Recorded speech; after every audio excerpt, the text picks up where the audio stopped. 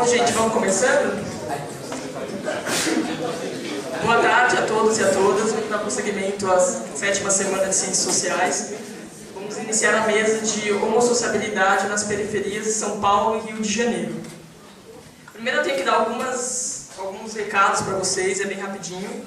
Qualquer informações que vocês precisarem, orientações sobre a semana, procurem as pessoas que estão com crachá da 7ª semana, que elas vão poder ajudar vocês. Os certificados, para quem quiser certificado, além de assinar a lista que roda aqui durante as falas, vocês têm que pedir o certificado lá embaixo, tem uma mesa com o pessoal do centro acadêmico. Vocês têm que assinar uma lista lá dizendo que vocês querem esse certificado, que depois a gente vai enviar por e-mail daqui a um mês ou um tempinho. E aproveitando para agradecer os apoiadores, a revista Le Monde Diplomatique, revista CUT, Jornal Brasil de Fato, editora Expressão Popular, a revista Caros Amigos, revista de graduação das Ciências Sociais, Primeiros Estudos, os departamentos de Sociologia, Ciência Política e Antropologia e todos os professores que apoiaram a Semana de Ciências Sociais e a Pró-Reitoria de Cultura e Extensão e Ampox. Também lembrando que lá embaixo a gente está vendendo revista de Antropologia, é um pacote que está a R$10, e tem um pessoal também vendendo outras revistas dos graduandos de Antropologia, que puder dar uma olhada lá. Acho que está R$35 também, mas é um pacote, é bem legal. A gente também está vendendo canecas do centro acadêmico. Às 5 horas terá uma promoção. Acho que vai ficar R$3, gente, aproveita. Depois da mesa, às 7 horas, vai haver uma promoção. Depois da mesa. Assim que acabar a mesa, a gente faz a promoção. Bom, aproveitando para apresentar as pessoas que estão aqui na mesa. Primeiro, só queria dar alguns esclarecimentos. Infelizmente, o Wilson, que também estava confirmado no papel, não pôde vir. A gente ficou sabendo ontem que ele teve um problema no trabalho, ele não vai poder comparecer. Mas a gente está aqui com a Yasmin Alencar, que cursa licenciatura em teatro na Federal do Ceará. Fez graduação em Ciências Sociais no Rio Grande do Norte.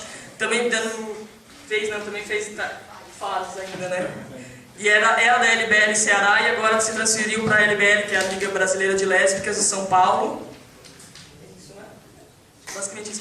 Dando só uma explicação que, a princípio, acho que quem participou da construção da Semana de Ciências Sociais, a proposta era trazer a LBL do Rio, só que por uma série de questões de tempo e de financiamento a gente não conseguiu, e a gente articulou com a LBL de trazer alguém de São Paulo, e aí foram os indicados a Yasmin, que está aqui nos contemplando hoje.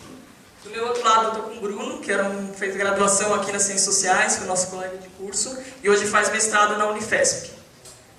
Isso. Vou começar com a Yasmin.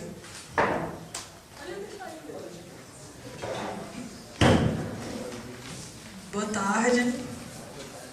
Ninguém responde, né? Boa tarde. Então, eu sou Yasmin, eu faço parte da LBL. Antigamente, até o mês passado, eu era articuladora do Ceará, que eu residia lá. E agora eu estou residindo em São Paulo, então estou integrando a LBL São Paulo. O que não quer dizer que eu não possa contribuir com qualquer outro estado do Brasil, né? Porque a LBL ela age a nível nacional. A gente tem uma companheira aqui, a Natália. E aí eu queria, assim, combinar com vocês que eu vou fazer a minha fala, mas sempre me reportando a vocês, certo? Para não ficar aquela coisa formal e tal. Porque até eu sou das artes, sabe? E essa mesa tá meio me hostilizando, assim.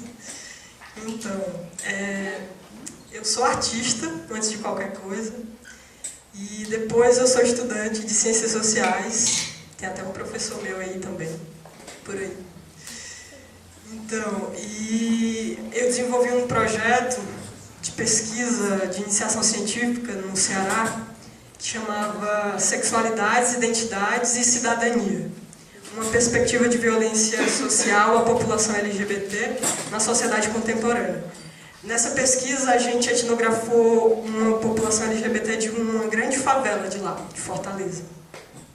Então, a minha experiência que eu vou dividir um pouco com vocês é sobre essa etnografia, certo? Não vai ser assim sobre a periferia do Rio, nem de São Paulo, que eu não tenho experiência com isso. Eu sou recém-chegada. Mas, assim, eu acredito que a realidade de opressão que lésbicas, gays, bissexuais, travestis e transexuais do Brasil periféricos sofrem é igual. Então, a gente está falando mesmo que... na verdade, a gente está falando de uma mesma realidade, né? Que se propaga por todo o Brasil, assim, que é a realidade de desigualdade social, de opressão, de gênero, identidade, orientação sexual e tudo isso mais. Então, aí assim, quando eu comecei a pesquisar, eu parti de um referencial teórico, né? Que é o referencial teórico da militância que eu desenvolvo, que é o referencial feminista.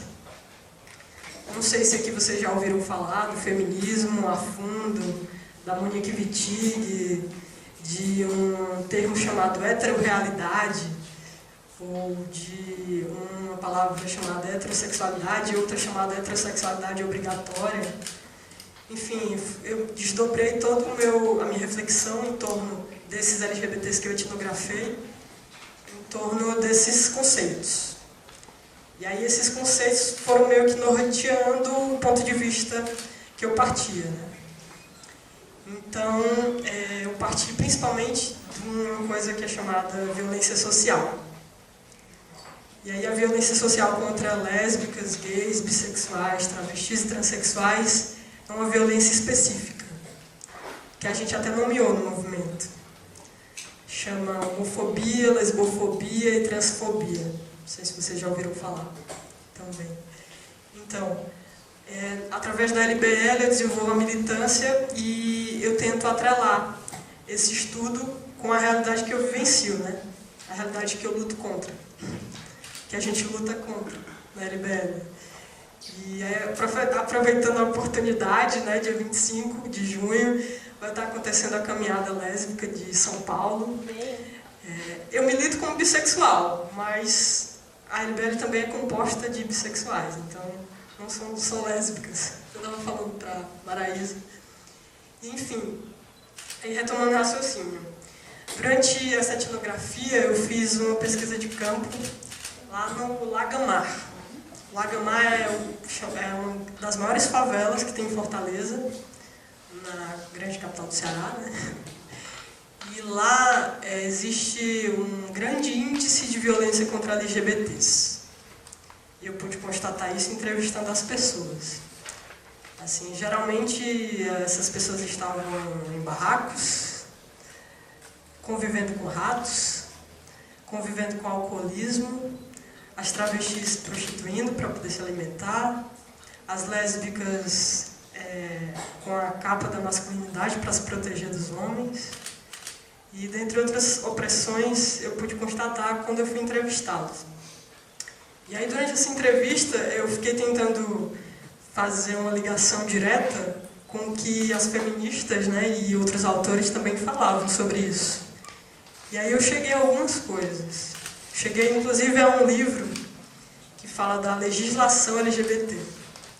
Não sei se vocês estão acompanhando, assim, o pessoal da ciência política ou que se sente contemplado pela ciência política. Não sei se vocês estão acompanhando o movimento LGBT, em especial as articulações feministas, lésbicas, como a LBL, estão interferindo diretamente nas políticas públicas do Brasil e do mundo, né? Por que não do universo? Um dia a gente chega lá. Então, nessas interferências as coisas estão mudando, porque só a partir de uma política pública mesmo legitimada que a gente consegue pleitear essa igualdade de direitos, né? Que é uma questão de justiça. Assim como as pessoas que se reconhecem como heterossexuais e outras denominações têm direito à cidadania, têm direito à saúde de qualidade, à educação, a todos os aspectos sociais e recursos que a sociedade oferece, nós que somos lésbicas, gays, bissexuais, travestis e transexuais também merecemos. Assim diz o artigo 5º da Constituição, né? Todo mundo fala do artigo 5º da Constituição, que é aquele dos direitos, da igualdade de direitos, igualdade de um monte de coisa. Assim, parece que as pessoas esquecem na prática, né, o que diz o artigo 5º. E aí, na leitura e análise desse material, eu recolhi algumas frases, eu queria até compartilhar com vocês. É curtinho, certo? Para não ficar cansativo. Assim. O monólogo sempre é cansativo, né? Mas a intenção é que não seja. Então, aí está o texto final da pesquisa que eu desenvolvi. Eu fui orientanda do professor Dr. Guilherme Martins, que é filósofo e é efetivo da UERN, que é onde eu estudava, né? Está trancada. Que é a Universidade Estadual do Rio Grande do Norte. A gente até tem um professor aqui. Está ali o Paulo Dantas. Meu primeiro professor de antropologia, só para registrar, assim. Que eu também uso os recursos de antropologia social na minha pesquisa. Então, aí o livro ele foi organizado pela Kelly Koltansky,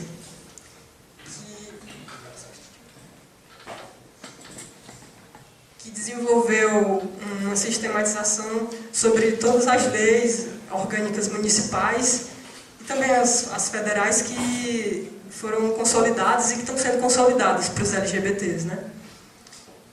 E aí nessa leitura, na abertura do livro, ela coloca uma frase bem legal que eu vou ler aqui para vocês. Está aí no vídeo, mas eu vou ler.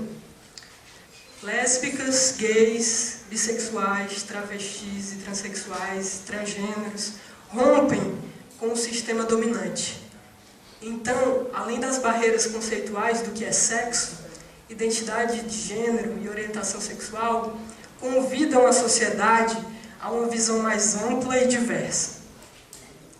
Mas, em muitos casos, a comunidade LGBT é alvo de intolerância, discriminação, preconceitos e violências de autoria de uma parte da sociedade que tem imensas dificuldades em lidar com a diversidade e que é violenta.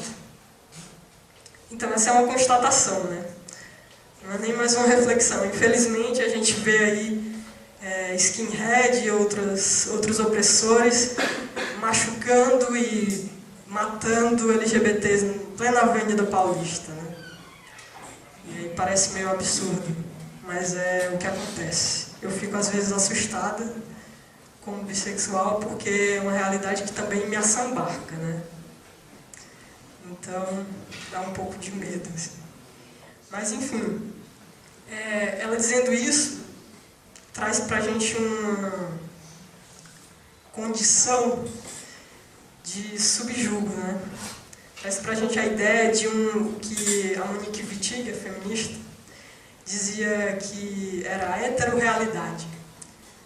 Ela partiu do pressuposto de que nós todos, enquanto sociedade, estávamos inseridos numa heterorrealidade, que seria uma realidade que pressupõe aos seres humanos uma identidade sexual heterossexual. E aí o que seria isso? Seria a imposição da heterossexualidade enquanto norma e enquanto obrigação. Então, antes de qualquer coisa, você não pode experimentar suas sexualidades, você não pode pensar na pluralidade da sexualidade humana, você tem que, antes de qualquer coisa, estar a serviço da conveniência. A conveniência é a heterossexualidade. Então, antes de você entrar num restaurante, antes de você ir a um posto de saúde, antes de você entrar em qualquer estabelecimento público ou privado, você é um heterossexual. E aí, como a gente contraria isso e como a gente admite que o ser humano ele é diverso? É diverso na sua sexualidade, na sua política, na sua cultura, no seu pensar, em todos os seus aspectos humanos. Como a gente legitima esse direito, que é o direito de ser diferente, o direito de ser diverso. E aí eu, pelo menos na minha etnografia, cheguei à conclusão que, apesar de serem falhas, a alternativa mais lúcida são as políticas públicas. E aí, com a incidência do movimento, né, a gente está meio que construindo essa outra realidade que não é uma heterorrealidade. É uma realidade que não se propõe também a ser uma realidade só lésbica, ou uma realidade só bissexual, ou uma realidade só transexual, ou uma realidade só transgênero. É uma realidade que se propõe a ser diversa. E a reconhecer o direito de LGBTs existirem, terem visibilidade e ocuparem os espaços que são deles, que são delas, os espaços que são nossos, assim como são de todas as outras pessoas que não são lésbicas, nem gays, nem bissexuais, nem travestis, nem transexuais. Eu repito, assim, parece até chato, mas é porque sigla por sigla a gente já conhece um monte, né? Então, são esses os sujeitos novos, a gente pode dizer que são sujeitos políticos novos, que estão transformando meio que a realidade de opressão e estão trazendo à tona algumas hipocrisias da sociedade, né? Porque a homossexualidade e a lesbianidade não são novas, né? Tem um livro de um cara chamado, eu não lembro o nome dele, sei que o livro é A Invenção da Heterossexualidade. Não sei se vocês já ouviram falar. Nesse livro ele faz um levante histórico do surgimento e do desenvolvimento da sexualidade, da luta por direitos sexuais e a luta feminista também, que é por direitos reprodutivos. A gente sabe que a questão da lesbianidade ela se destaca no movimento LGBT, porque ela está sujeita também a misoginias, ou seja, os homens do próprio movimento LGBT, os gays, os travestis, se impondo, desqualificando as mulheres e invisibilizando essas mulheres, que parece absurdo para vocês. Não é um racha do movimento, na verdade. É o reflexo de uma sociedade que cria os seus filhos para serem brancos, heterossexuais, e donos, e patrões e donos de suas casas e de suas mulheres, objetos, né? Então são aquela velha história do homem sujeito e da mulher objeto. Parece demodê, né? Dizer isso. Mas é o que todas as mulheres sofrem, assim. Eu, como mulher, não sofro porque eu namoro e convivo com outra mulher. Mas eu compreendo que isso também é possível entre mulheres. E que é mais recorrente entre homens e mulheres. Porque as relações padrão, que são as heterossexuais, elas reproduzem ainda mais o patriarcado e toda a indumentária capitalista, né? A gente sabe que o capitalismo está por trás disso, é o pano de fundo, né? É o pano de fundo das misoginias, é o pano de fundo das lesbofobias, das homofobias, é o pano de fundo de um monte de coisa ruim. E eu não posso deixar de falar dele mal do capitalismo, né? E, apesar de que hoje em dia a gente não tem muito o que fazer, né? Ele está nas nossas veias, nos nossos sonhos, nas nossas sexualidades, mas assim, a luta continua, né? E eu não quero desistir, nem a companheira Natália, nem ninguém dos movimentos sociais. Então, assim, durante essa etnografia eu pude conhecer algumas pessoas. Eu fiz questão de não me aliar ao meu objeto de estudo. Fiz questão até de quebrar com essa ideia de objeto de estudo. Eu me envolvi com as pessoas. Então, eu fui até a casa delas, a minha proposta era uma pesquisa e intervenção. Então, eu fiz umas 2 oficinas sobre orientação, com certeza, sobre cidadania LGBT. Porque a maioria dessas pessoas da periferia, os LGBTs da periferia, eles não têm acesso à educação de qualidade, não têm acesso a trabalho digno e a todas aquelas outras coisas que a gente está azul de saber. E com o agravante de serem LGBTs, que não deveria ser um agravante, deveria ser um atenuante, né? Porque você ser um LGBT não é um crime, é um direito. Mas a maioria da sociedade hipócrita ainda impõe essa heterorrealidade para os LGBTs. E aí muitos delas acabam se submetendo. E aí recorrem à prostituição, recorrem ao disfarce, né? Existem muitas lésbicas que, para continuarem invisíveis, se relacionam com homens e muitas vezes se prostituem.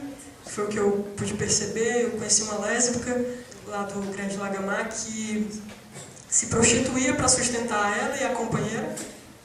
Foi uma realidade bem chocante para mim, nunca imaginei. Então era um casal de lésbicas ainda oprimido por uma realidade patriarcal, machista, de concentração de renda e de todas essas desigualdades assim, que permeiam o nosso mundo, né? Que atravessam o nosso mundo. Então, além das entrevistas, eu fiz questão também de participar das paradas, as 3 paradas maiores assim, do Brasil. Porque, né, dizem alguns autores e autoras e outras pessoas da rua que as paradas elas transformaram muita coisa, porque deram visibilidade para os LGBTs. Não sei se vocês têm essa percepção. Eu já ouvi críticas às paradas da diversidade, né? Algumas pessoas dizendo que elas viraram um comércio do arco-íris e tal. Mas não é bem isso, né? Não se resume a isso. Também é isso porque tudo é cooptado pelo capitalismo. A gente existe dentro do capitalismo. A gente não pode fingir que porque se põe numa postura alternativa escapa esse rol, né? E aí, dentro desse contexto de capitalismo, as paradas elas desenvolveram muito o movimento social e consolidaram mais os direitos LGBTs, porque elas visibilizaram as pessoas, elas mostraram para o mundo e comprovaram para o mundo que os LGBTs existem, que tem direito à previdência social, ao casamento. Agora o STF, né, reconheceu o casamento. Aí eu fiquei muito feliz, assim, eu não tenho vontade de casar, mas fiquei muito feliz porque não estou casada. Porque é um direito. É um direito. E se é um direito, não pode ser negado, usurpado. Então eu fiquei muito feliz pelo STF e espero que o PL 122, projeto de lei que criminaliza a homofobia no Brasil, também entre em vigor, seja aprovado. Apesar de que criminalizar não é a melhor escolha, não é, pessoal? Talvez educar, talvez refazer as concepções culturais e sexuais das pessoas, no cerne da coisa, fosse uma solução melhor. Mas em termos práticos, assim, as pessoas estão morrendo, as pessoas estão sendo estupradas porque são lésbicas. Então, assim, tem que ser uma medida rápida, né? E não uma medida a longo prazo. E aí eu reconheço como legítimo o PL 122, que é o projeto de lei que criminaliza a homofobia, que estava circulando no Congresso, tinha até sido engavetado, mas a deputada Marta Suplicy, não sei se é mais deputada, sei que é a Marta Suplicy, senadora, a senadora Marta Suplicy, que é uma das pioneiras na consolidação das políticas públicas para a diversidade, né? Ela que foi uma das precursoras do Brasil Sem Homofobia, que é um grande projeto tal, que ainda existe, que levava para todos os estados essa desconstrução da realidade de opressão e essa reconstrução de valores, né? Valores sociais, que estão meio que deturpados. Então, aí foi desengavetado o PL 122. E aí, assim, toda essa coisa que eu estou falando, que se chama opressão contra LGBTs, ela parte de uma abordagem, de uma linguagem não hétero. Por que eu digo isso? Porque a linguagem que a gente aprende na escola, em todos os lugares, é uma linguagem hétero. Uma linguagem que, antes de tudo, menciona, fala, e diz para os filhos em casa, para todas as pessoas, que o certo é menino gostar de menina.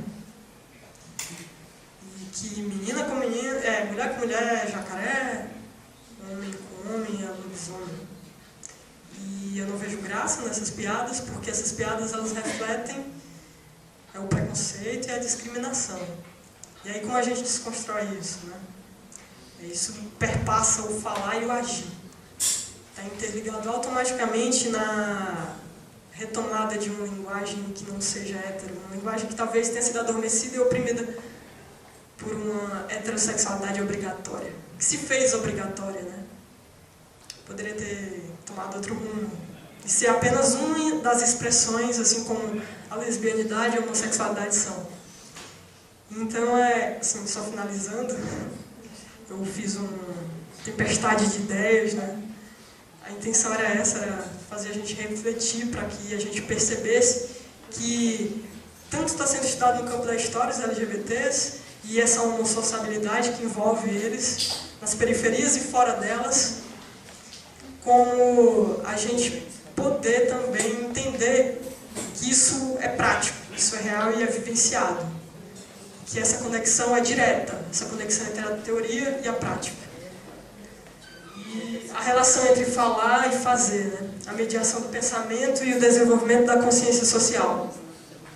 Esses são os nossos grandes desafios no movimento LGBT. E eu queria agradecer pelo convite. É a primeira vez que eu venho aqui na FEFELET. E é a primeira vez que eu conheço as pessoas das Ciências Sociais de São Paulo. Queria dizer que eu estou muito feliz, honrada de estar aqui. Ouvi muito falar em vocês, de bem. E quero um dia voltar para dançar, porque o que eu gosto mais de fazer é dançar. Sexta-feira.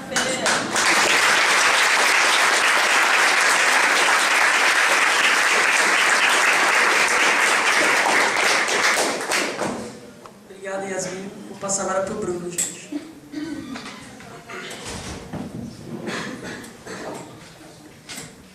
Bom, boa tarde.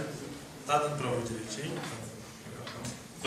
Eu queria primeiro agradecer o convite, em especial ao Rafael Pacheco, que entrou em contato comigo, mas agradecer a organização do evento, em especial porque é um tema que me interessa desde a graduação, desenvolvimento urbano e a questão de conflitos no espaço da cidade. Está relacionado com a minha pesquisa de iniciação científica e também com a pesquisa que eu desenvolvo agora no mestrado. E, enfim, acho que, na verdade, a minha pesquisa ela não trata necessariamente de periferia, mas eu vou tentar pontuar algumas questões que estão presentes na minha pesquisa e que também poderiam ser pensadas em relação à periferia.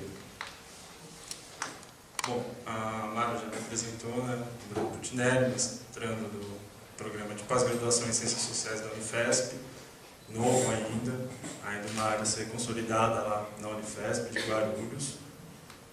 Na época da graduação, eu desenvolvi uma pesquisa aqui na USP, com orientação do professor Heitor Fulvio Júnior, sobre o Shopping Frei Caneca. E, em decorrência dessa pesquisa, agora eu desenvolvo um projeto lá na Unifesp sobre a Rua Frei Caneca, a relação dos moradores com a rua, o significado que a rua tem para quem mora lá, para quem frequenta a rua e para quem trabalha na rua. Então, se a gente for pensar em relação ao tema dessa mesa, espaços de homossociabilidade nas periferias, o meu campo de pesquisa, de uma forma mais tradicional, está bem longe de uma periferia. A Rua Frei Caneca, para quem não conhece, fica bastante próxima da Avenida Paulista e também do centro, é uma via de ligação das duas regiões.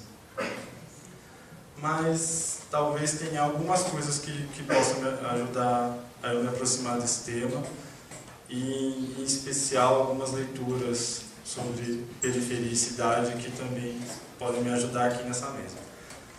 Eu encarei essa apresentação como um desafio, na verdade, porque, dentre outras coisas, não são conceitos que eu trabalho mais comumente, mas principalmente pela possibilidade de conversar com pessoas do movimento social. Eu vejo isso com muito bons olhos, porque eu acho que é nesse processo de debate, de discussão e de troca de ideias. Eu faço um trabalho mais teórico, mas também não estou muito longe assim, do ativismo, certamente estou bem mais longe que a Yasmin. Mas eu acho que é nesse processo que a gente consegue construir alguma coisa mais interessante. Tentando articular tanto o trabalho que você fez, né, pensando o que você falou mesmo de pesquisa e intervenção, né, com outras pesquisas mais teóricas que apresentam dados para fazer a gente pensar e entender outras realidades. Então, de fato, eu estou bastante feliz de estar aqui e honrado com o convite. E, enfim, só para contextualizar um pouquinho a minha pesquisa, como já falei, eu faço pesquisa sobre a Rua Frei Caneca, o campo está em andamento no momento, a minha abordagem é etnográfica, tenho conversado com alguns atores-chave no contexto da Rua Frei Caneca, no começo, em especial, presidentes de associações locais, e agora eu tenho tentado fazer uma articulação maior com frequentadores e moradores, e um pouco menos com as pessoas que circulam necessariamente no shopping, como eu tinha feito na pesquisa anterior, apesar de entender que as coisas estão, de certa forma, relacionadas, porque estão no mesmo espaço. De forma geral, essa minha metodologia, o eu vou apresentar alguns dados um pouquinho mais para frente, que fazem a gente pensar na questão da periferia, em contraposição à centralidade, talvez, e a bagunçar algumas coisas. Aqui, eu, como disse, não sou um especialista em periferia, e esse é um conceito bastante carregado, de alguma forma, e que, se a gente for pensar em São Paulo e Rio de Janeiro, tem significados bastante diversos. Aqui na casa mesmo, em pesquisa de doutorado, o Guilherme Aderaldo faz um trabalho interessante, para quem tiver interesse, sobre periferia e vídeo. E a Érica Peçanha também, acho que já fez, inclusive, no nível de mestrado, um trabalho sobre periferia. No Rio de Janeiro tem um desenvolvimento um pouquinho maior. Aqui não tem, em relação a espaços de homossociabilidade, ou homossexualidades, ou enfim, os termos variam e é complicado até a gente dar uma definição mais precisa, mas eu gostei do termo que vocês utilizaram, de homossociabilidade, vou adotar para a minha vida. Interessante, é bom para pensar. A impressão que me dá é que no Rio de Janeiro tem um desenvolvimento um pouquinho maior de trabalhos nessa área, em especial em regiões de favela e em comunidades e de subúrbio. De forma geral, utiliza-se periferia quando se fala da realidade paulistana, em especial porque a geografia social da cidade de São Paulo permite pensar em regiões que estão muito distantes do marco zero do centro da cidade e que aí são consideradas periféricas, pensando numa região limítrofe entre centro e regiões mais distantes. Essa ideia de periferia, mesmo na realidade de São Paulo, a gente pode, não sei se necessariamente desconstruir, mas repensar, dentre outras coisas, pela constituição de novas centralidades. Por exemplo, disse de Itaquera que Itaquera tem um centrinho, ou seja, dependendo de onde se fala, talvez Itaquera seja um centrinho, mas dependendo de onde se fala, Itaquera é muito longe, né? Então, na verdade, a questão de periferia e centralidade como um par de oposição, desculpe, muito rígido, pode ser problematizado dessa forma, uma forma. Eu vou propor algumas questões, na verdade, mais do que uma fala mais fechada. Em relação à realidade do Rio de Janeiro, quando se fala de regiões mais distantes do centro, de bairros mais nobres, comumente se utiliza o termo como subúrbio, né? São suburbanos. O termo subúrbio é até um pouquinho mais pesado, se a gente for pensar, porque são pessoas que estão numa área que é suburbana, ou seja, elas têm menos acesso a um monte de outras coisas que as pessoas que têm acesso à cidade têm. Não que na periferia de São Paulo isso não aconteça, mas pensando na questão do conceito mesmo. E o Rio de Janeiro tem uma geografia bastante diferente de São Paulo, né, que congrega espaços de favela bastante grandes no meio da cidade. Então a gente poderia pensar, por exemplo, numa aproximação bastante forçada entre regiões de favela na periferia de São Paulo com um pouquinho mais próximas das favelas do Rio de Janeiro. É uma aproximação bastante forçada mesmo, até porque não sou especialista, mas talvez a gente pudesse pensar nisso. A professora da casa também, a Laura Montinho, desenvolveu pesquisas em áreas de favela, com jovens homossexuais, na favela da Maré, se não me engano. Também é uma referência interessante. E ela traz dados em relação ao Rio. Tá. Quando eu falo também de centralidade, eu penso em espaços nos quais a oferta de muito serviço público urbano e congrega um fluxo grande de pessoas. Homossociabilidade é um termo que eu vou ter que pensar um pouquinho, mas eu estou pensando aqui em espaços de homossociabilidade, não só espaços de lazer, como bares, boates, clubes, enfim, shoppings que são apropriados e outros lugares, mas também lugares onde há prática de sexo. saunas, banheiros, cinemas. Não estou desvinculando uma coisa da outra. De uma forma geral, tem algumas pessoas que associam a prática sexual em espaços dessa prática furtiva como um pouco distante de um espaço de sociabilidade, mais para uma troca rápida, na qual não se troca nada além de sexo. Mas eu estou considerando, só para deixar claro, que eu estou considerando aqui esses usos como espaços de homossociabilidade. E aqui meu foco, infelizmente, vai ser em relação a homossexuais masculinos, que é um pouco objeto da minha pesquisa, mas eu vou tentar alargar um pouco essa questão. Enfim, pensar em espaços de homossociabilidade, e ainda sem entrar diretamente na periferia ou na centralidade, invariavelmente é pensar em implicações políticas, né?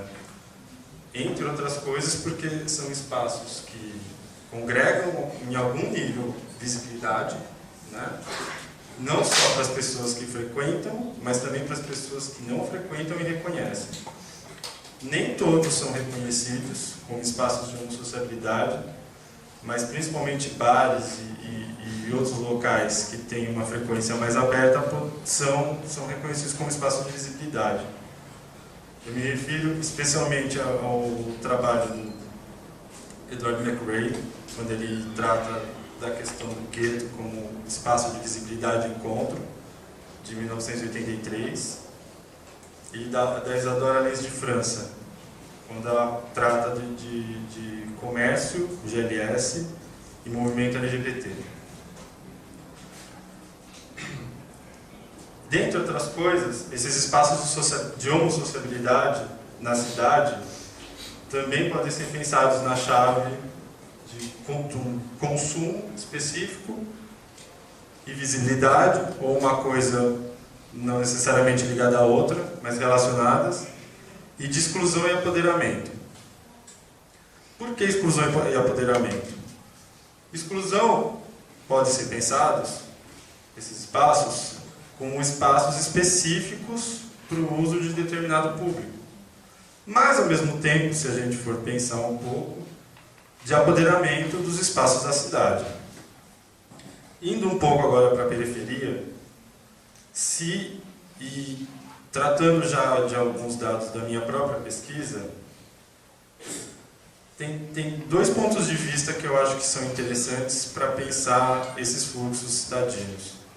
Um deles é, se alguém sai de Itaquera e vai até o Shopping Frei Caneca para encontrar outras pessoas iguais, entre aspas ou não, qual o processo que está sendo feito aí? É um processo que obriga a pessoa a fazer algum tipo de deslocamento de uma área que tem pouca oferta de serviços, outros, ou mesmo de serviços de lazer ou outros serviços urbanos, ou o que está ocorrendo é que a pessoa está se apoderando da cidade como um todo, está tomando para si o direito da cidade. E aqui, por enquanto, eu não estou tomando nenhum partido, mas estou propondo questões para a gente debater. E eu cito Itaquera, já é a terceira vez que eu falo do bairro, porque não só em Itaquera, mas durante a pesquisa no shopping, agora também tem surgido, mas durante a pesquisa no shopping, eu encontrei mais de uma vez um rapaz que tinha vindo de Itaquera para ir até o Shopping Frei Caneca. A minha pergunta, eu achei que era comum, tranquila, foi: mas por que você veio até aqui se tem shopping em Itaquera? Do lado da sua casa, e era do lado da casa dele. E ele me respondeu com: não é óbvio. Por um acaso, para mim não era, mas o discurso dele indica que é óbvio que pessoas vão atrás dos seus iguais, de certa forma. Interessante é pensar também que na própria Zona Leste, no shopping Metrô Tatuapé, e aí pensar Tatuapé como... Você é de lá?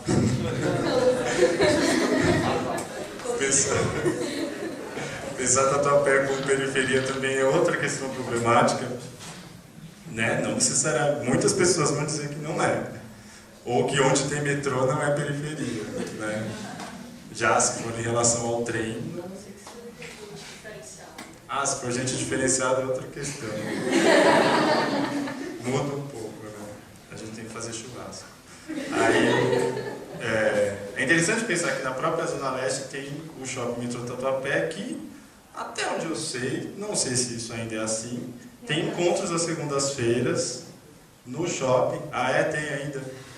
Obrigado, Elis.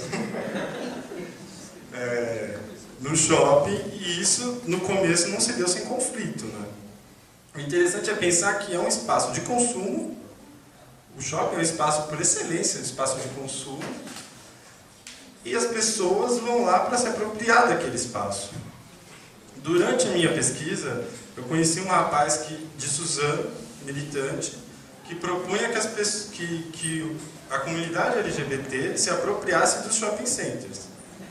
Fossem nos shopping centers e fizessem encontros e andassem de mãos dadas e beijassem, e o diabo a quatro.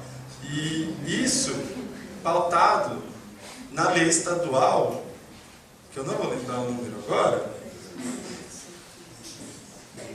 isso é de 2000, 10 mil e alguma coisa. De 2001. Isso. Que prevê punições para lugares que discriminam como um meio de garantir os seus direitos. Então, a proposta dele era claramente de utilizar de um espaço privado para promover a visibilidade maior da comunidade LGBT. Isso nos shoppings. O interessante é que ele promovia encontros na região da prefeitura de Suzano, que, se a gente for pensar, é uma periferia em relação a São Paulo. Mas, enfim. Outra questão em relação a espaços de homossociabilidade e periferia, que me chamaram a atenção, em relação à imprensa dirigida. E aqui eu me refiro especificamente à revista Júnior. Por várias vezes já ouvi reportagens que se referia de uma forma geral a outros espaços de lazer, bares, boates, em outras regiões, não só de São Paulo, mas também de outras cidades, ou outros usos que se faziam da cidade em regiões distantes do centro. Mas quando eu fui chamado para essa mesa, na hora eu lembrei de uma matéria que se referia a espaços da cidade em que poderíamos dizer a homossociabilidade.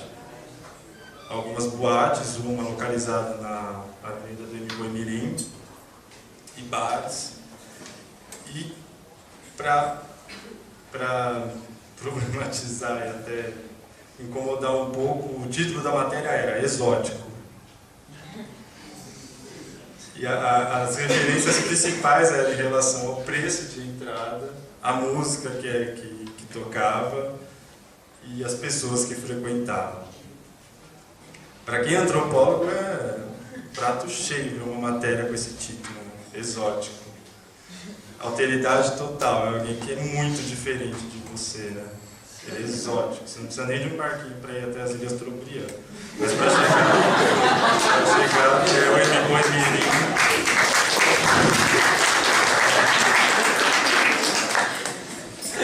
Então, assim, para observar o exótico. Na verdade, são questões que me incomodam um pouco. A gente poderia pensar, eu propus aqui uma possibilidade de leitura, mas não é nem uma possibilidade assim ainda muito refletida. Na verdade, essa mesa me fez pensar em muitas coisas. Essa mesa, algumas pessoas que me interpelaram recentemente a respeito dessa questão de periferia e homossexualidade, enfim, debates e tal. Mas eu pensei em 3 possibilidades de pensar a periferia em relação à homossociabilidade, mas periferia em relação ao espaço da cidade mesmo.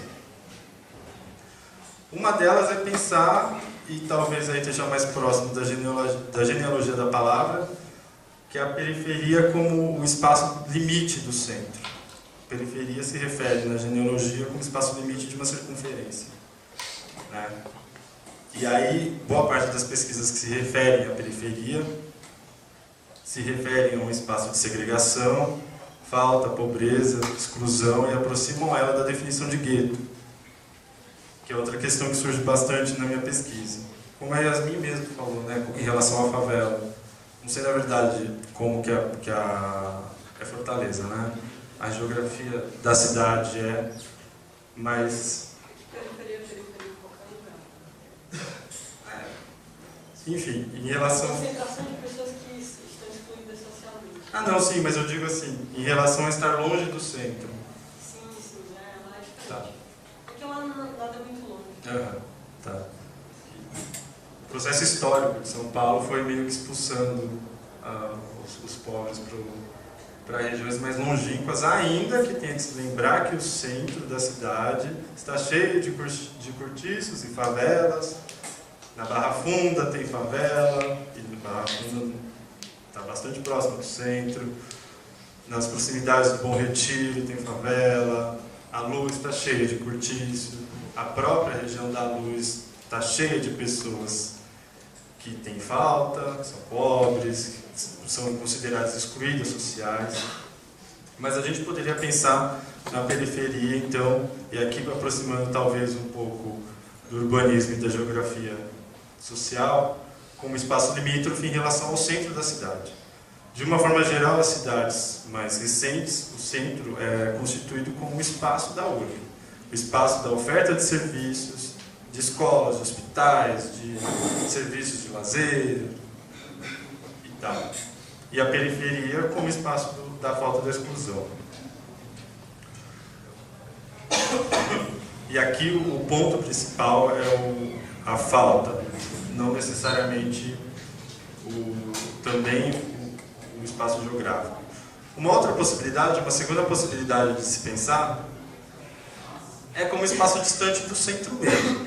Aqui eu estou pensando na escola de Chicago, mas nem tanto, não me filiando diretamente a ela, mas pensando como espaço distante do centro. E aí talvez a ideia de subúrbio dissesse mais do que periferia.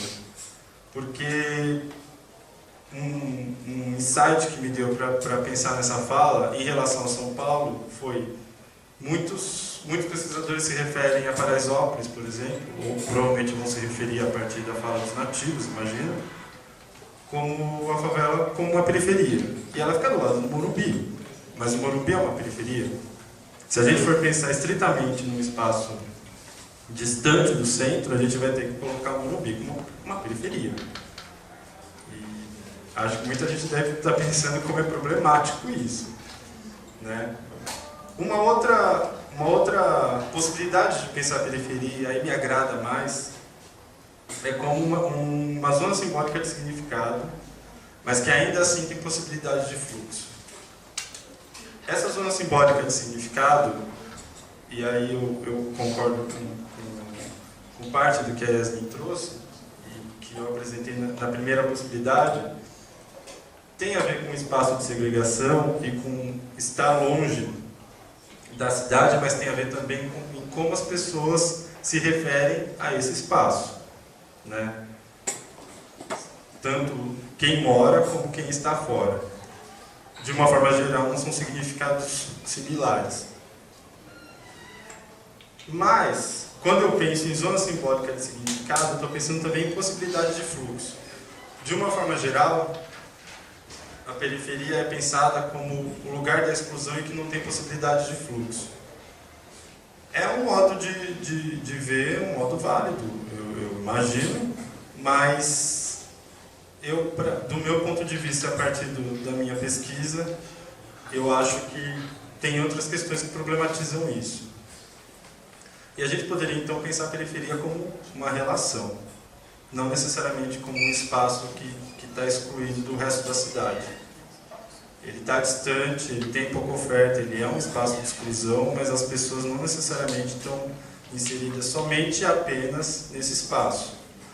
Um exemplo é o dado que eu trouxe agora do rapaz de Itaquera. Ele certamente não exemplifica todas as pessoas que moram na periferia, que que circulam pelo centro, e têm uma vivência no centro, e que isso necessariamente seja se apoderar da cidade.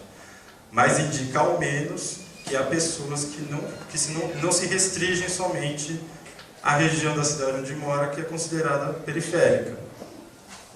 Dessa forma, a gente poderia pensar nesses fluxos, nessas pessoas que se declaram gays, homossexuais, ou bichas, ou outros termos que utilizam, como meios de afirmação, como uma possibilidade de meios de afirmação, promovendo visibilidade em outros espaços da cidade.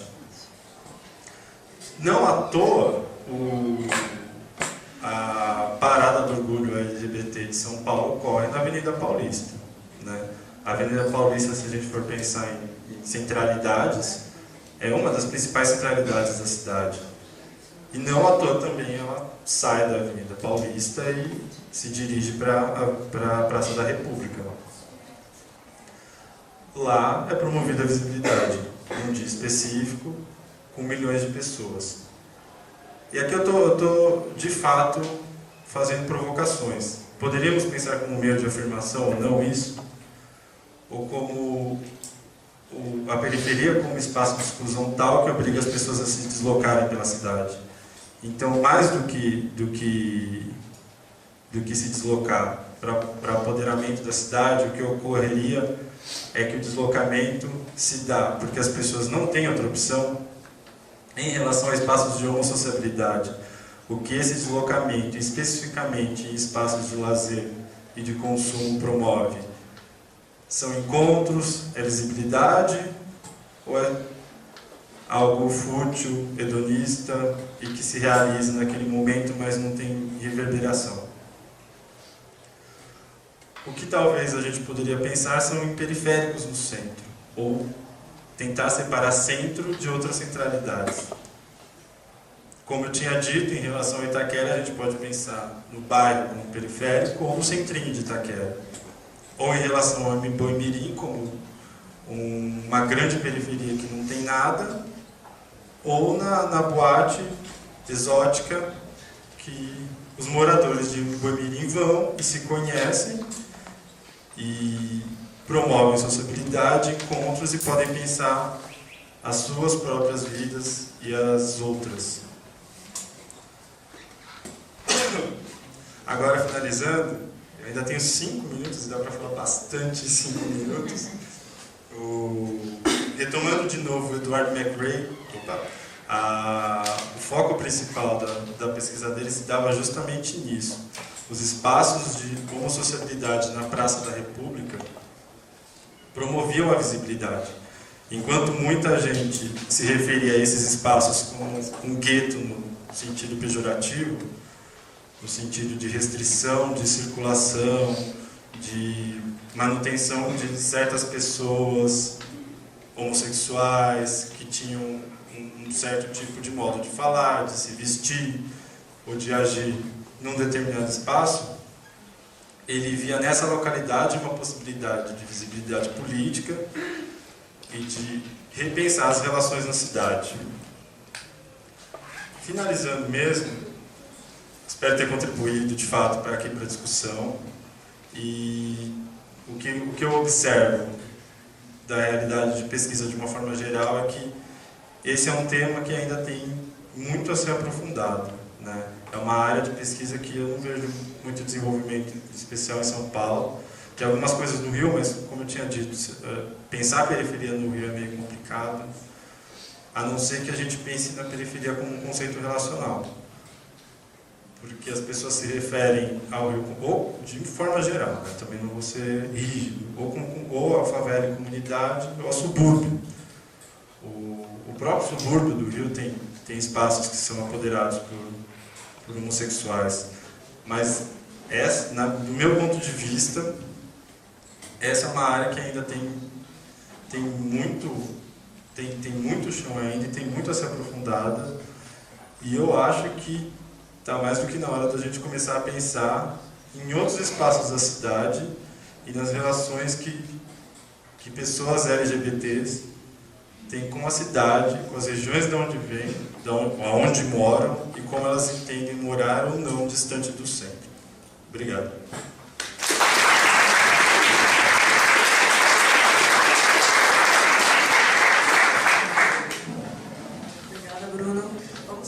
intervenções? Alguém? Pode vir aqui para gente. Vem o Danilo primeiro. Eu vou continuar a inscrição durante a fala dele, só para ele começar a fala.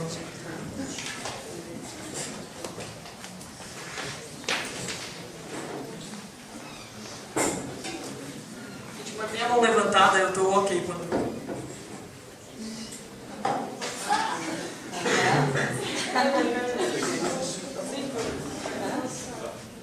Bom, boa tarde a todos e a todas. Eu queria parabenizar a mesa, o debate. E bom, eu sou o Danilo, de Ciências Sociais, construo o coletivo Florestano e queria começar com uma reflexão. Se existem esses guetos, esses espaços para homossociabilidade, é porque existe homofobia. É porque as pessoas que não são heterossexuais não têm liberdade de exercerem sua sexualidade em outros lugares da sociedade. E a homofobia, infelizmente, ela vem crescendo. E ela também chega nas universidades, ela também chega dentro dessa universidade. São casos e casos que a gente pode relatar aqui no campus da EASH, recentemente aconteceu, de um professor com uma aluna. E isso é muito grave, é sério, é triste. Também dá um pouco de raiva. E, bom, a gente, aqui no Coletivo Florestano, a gente tem tentado pautar esse debate dentro do curso de Ciências Sociais. Impulsionados também pela campanha da ANEL, porque a gente constrói a ANEL, que é essa daqui, que é a virada contra a homofobia, que a gente começou na virada cultural. A gente também propôs uma roda de conversa, foi muito boa, muito produtiva. A gente até chegou a citar espaços de homossociabilidade, guetos. E é isso. A gente propôs esses debates, me toquei um pouco. E essa campanha da ANEL, ela também vai para fora da universidade. Recentemente, no último sábado, teve um velaço no Arouche, que era para aprovação do PL 122 e também para velar os modos de homofobia. Ano passado foram 260, se não me engano, esse ano já foi 250. E o Arouche, ele também é um gueto de homossociabilidade. Só que diferente dos outros guetos no centro, é um gueto de gente que não tem tanto poder aquisitivo. Não é como Glória ou como a The Week. É um lugar onde você vai, é bem marginalizado, existem bastante clichês, é complicado. A gente também levou essa campanha para lá, a gente já propôs um debate, e a gente pede a todos que se incorporem conosco nessa luta, em outras lutas, pela aprovação do PL 122, pelo fim da homofobia, para que esses guetos eles não existam, para que a gente possa exercer nossa sexualidade fora da universidade, dentro da universidade, fora desses guetos, na rua, na Paulista, na Africaneca, mas também, não sei, aqui na Francisco Murato, qualquer outro lugar. Bom, é isso. Obrigado.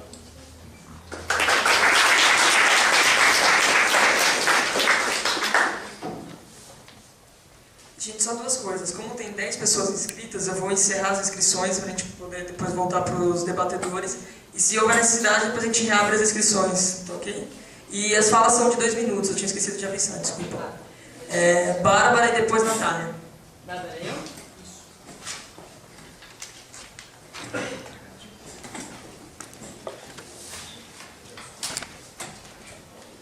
Oi, boa noite, eu sou a Bárbara, do 2º ano. Queria parabenizar a mesa, parabéns Yasmin, parabéns Bruno, adorei que vocês falaram, sério mesmo. Então, eu acho engraçado pensar como é que o sexo, como um todo, essa coisa do sexo ser tabu, de poder ser considerado uma ofensa, você falar, fazer alguma referência para alguém, a forma como ela faz sexo, eu acho muito bizarro, tipo, vai tomar no cu, assim, ou xingamentos homofóbicos, ou qualquer coisa. Eu acho engraçado como, assim, a sexualidade é só a forma como você faz sexo e acaba virando uma espécie de classe, uma espécie de categoria, assim. Então, o grupo dos gays, o grupo dos... Eu queria que você, sei lá, eu não sei se existe, se eu estou sendo muito, muito vaga, viajando, mas se houver uma possibilidade, se isso inspirar vocês a dialogar com isso, acho que seria muito interessante para mim, talvez para mais alguém aqui. Eu acho que meu palpite é que, sei lá, o sexo é perigoso, é um momento de libertação, então é uma coisa muito polêmica você tocar nesse assunto, seja através da sexualidade, tipo, da orientação sexual de cada um, ou, sei lá, de qualquer coisa, de qualquer forma, não necessariamente determinada por gênero ou algo assim, mas, por exemplo, os sadomasoquistas também tem a discriminação. Houve na semana de apresentações do NAU um debate muito legal sobre isso, achei muito legal.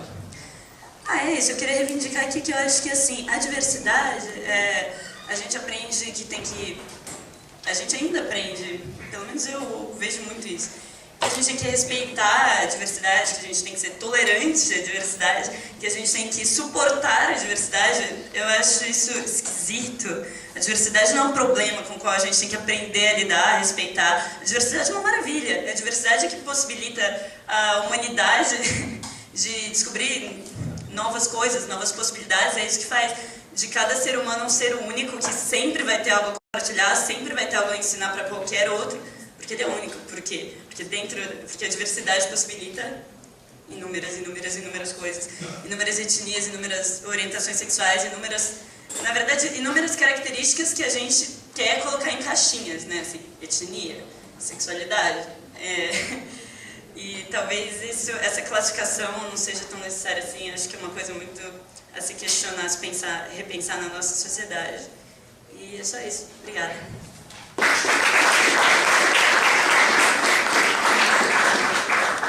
Só para avisar, no final dessa vez a gente vai fazer um sorteio de algumas revistas e assinaturas, e só são revistas. No final a gente vai fazer um sorteio de umas revistas, se vocês puderem esperar um pouquinho. Agora a Natália... E quem ainda não pegou o canhotinho? É verdade, quem não pegou o canhotinho, dá um toque pro Thales, que ele tá aqui na frente, esse de vermelho. Depois eu vou... Natália e depois o Igor. Oi, meu nome é Natália, sou da Letras. Já trabalhei no Casarão Brasil, já tive um trabalho com Africaneca, já essa área central já conheço bem, já frequentei muito. Hoje eu trabalho na prefeitura com diversidade, sou da LBL. E não dá muito tempo de falar muita coisa, então eu vou jogar meio que uma ideia. Não sei se vocês eram da época do Bocage. O que acontecia no Bocage era tipo, você chegava lá e você encontrava gente de todo lugar. Era Tatuapé, era a galera do Morumbi, era gente de todo lugar. Com o fim do Bocage, a gente teve um processo de radiação dessas pessoas. Elas se jogaram para Vila Madalena, elas se jogaram para Paulista, para Brigadeiro, para outras baladas, para o centro. O centro ressurgiu, o Aroche estava meio apagado, o Aroche começou a ressurgir e etc. Agora, junto isso, paralelo a isso, teve uma mudança de espaços de cultura também serem irradiados para a periferia. O exemplo que eu tenho para dar é o do CCJ, que fica na Vila Nova Cachoeirinha. Depois que ele surgiu, começou a acontecer vários shows, eventos, cultura e etc. Surgiu na frente um bar que as meninas da região da Zona Norte chamam de Bar das Sapatões. Que é um bar que é frequentado por todos os sapatões da região dessa região norte, da Brasilândia e etc. E aí a gente pega a pergunta, será que é só pessoa? Será que é só sexo? Será que é só bebida que essa galera quer? Não, essa galera quer um pouco mais, elas querem também um pouco de... É o ir seguro, é o se manter lá e é o ter fazer. Não querendo ou não, a classe LGBT é uma galera que não consegue estar num lugar se só tiver música e pessoas. Tem que ter um a mais.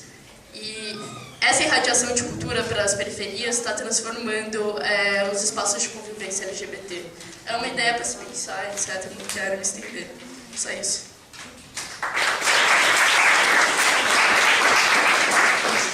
Igor e depois a Gabi.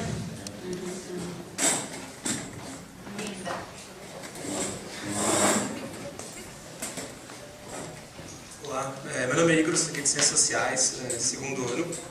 Faço parte também do DS, que é um grupo que tem alunos de várias faculdades aqui, que é a Diversidade Sexual. E eu tenho uma pergunta meio que para os dois, assim. Eu sou morador da Zona Sul, moro não de barco, mas de ônibus, dá uns 10 minutos da Banguiri. E eu gostaria de saber justamente a relação que se dá desses espaços de sociabilidade. Uma relação de hierarquia, ou se tem essa relação de hierarquia, esses espaços de homossociabilidade na periferia comparado com o centro. E isso eu estou perguntando porque uma vez eu li um artigo, que saiu no Caderno Pagu, que é na verdade acho que uma etnografia da Balada Louca, que também fica na Africaneca, que sofreu um processo de, não sei como definir, também não lembro o termo, mas proletarização, vamos dizer assim. Que os frequentadores antigos da Louca começaram a chamar esses novos frequentadores de cyberfavela, que são pessoas que se deslocavam da periferia e iam para o centro socializar. Então eu queria saber essa relação de hierarquia, essa relação de conflito que se dá nesses espaços. A segunda coisa era mais para Yasmin, especificamente, a relação que os moradores, por exemplo, dessa comunidade que você pesquisou, os homossexuais, né, as travestis, a comunidade LGBT, tem com o resto da comunidade em si. Qual é o tratamento, qual é a impressão, quais são os preconceitos que são construídos ou destruídos também, né? Porque é uma relação também de troca dessas comunidades. É isso. Obrigada, Igor, a Gabi e depois o Gui. Bem, gente. Oi. Meu nome é Gabriela, sou estudante de Ciências Sociais, construo a ANEL e a CSP Conlutas. E eu queria primeiro pedir desculpas para todo mundo, na verdade, pelos da mesa, pelo Wilson não tá aqui hoje. Eu tenho certeza que ele ia poder ajudar bastante na discussão. Mas eu vou falar um pouquinho sobre como aconteceu a criação do ANEL com relação à questão das opressões. Quando a gente todo acúmulo que a ANEL tem sobre opressões vem muito da CSP Conlutas, que é uma entidade que não tem só o movimento estudantil, mas tem movimento de trabalhadores e movimentos sociais. E é muito importante que a gente consiga juntar todos esses movimentos para poder combater todas as opressões, incluindo a homofobia. Porque é justamente isso, a gente não vai, por exemplo, conseguir melhorar a educação se a gente não lutar contra a homofobia. Educação com homofobia não é educação melhor.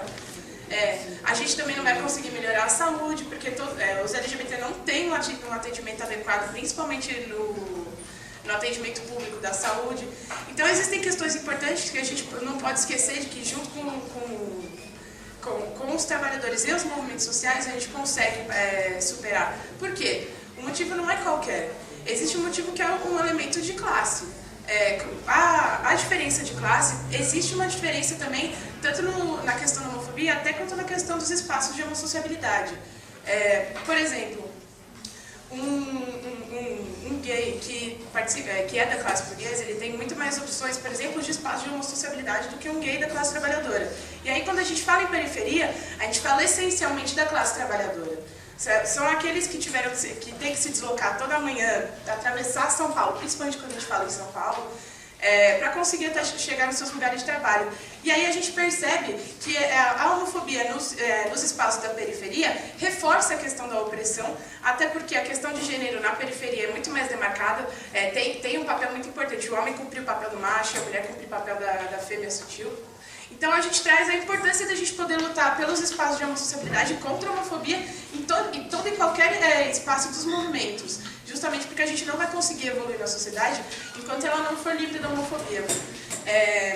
E aí eu queria convidar todo mundo a participar da campanha que a ANEL está fazendo, que é a campanha da Hora da Virada contra a Homofobia.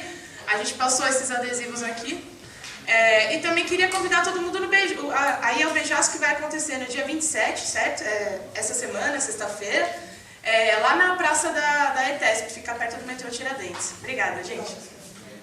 Então, o horário está confirmado, mas se eu não me engano, é às 15 horas. Mas eu não tenho certeza, preciso confirmar. Obrigada, gente.